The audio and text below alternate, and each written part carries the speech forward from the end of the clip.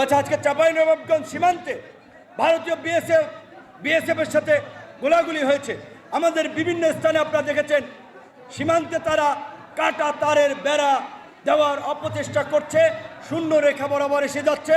আমাদের কিছু ভূমি দখলেরও পায়তারা করেছে, কারণ শেখ হাসিনা সরকার অনেক ক্ষেত্রে তাদেরকে সেই সুযোগ দিয়েছিল।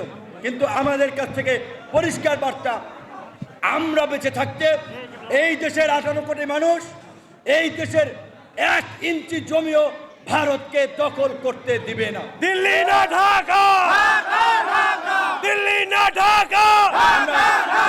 ভারতীয় কর্তৃপক্ষকে বলতে চাই, আপনারা আপনাদের যে পালিত গোলাম ফ্যাসিস্ট রাজনৈতিক দল আওয়ামী লীগ এবং শেখ হাসিনার পতনের পরে আপনারা বাংলাদেশ নিয়ে যে অশুভ খেলা শুরু করেছেন, আপনারা সেই খেলা বন্ধ করুন, অন্যথায় আপনাদের জন্য শুভ হবে না।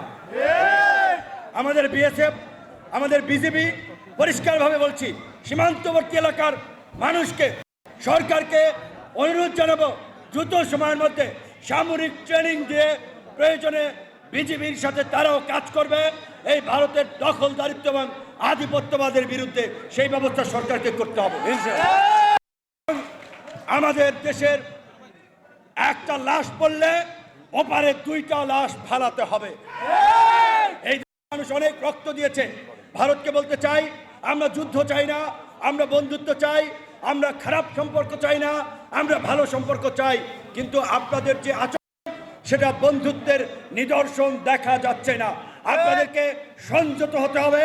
বাংলাদেশের স্বাধীনতা সার্বভৌমত্বের উপরে আঘাত আসে এমন কোনো মন্তব্য আপনাদের করা থেকে বিরত থাকতে হবে, এমন কর্মকাণ্ড থেকে বিরত থাকতে হবে।